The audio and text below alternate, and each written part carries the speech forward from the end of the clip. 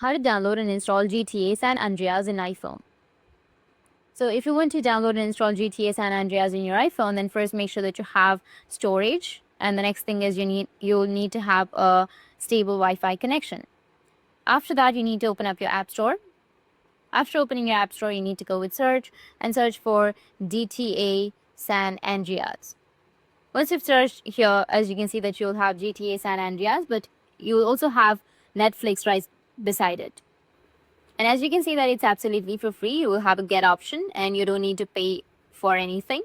But the twist is you need to have a Netflix subscription. So that's how you can play GTA San Andreas. It's basically for free, but with Netflix subscription. So yeah, that's how you can play, or that's how you can download it from here. And just log into your Netflix if it asks you, and you'll be able to play the game. That's it, and if you have any questions, feel free to comment below. Thanks for watching.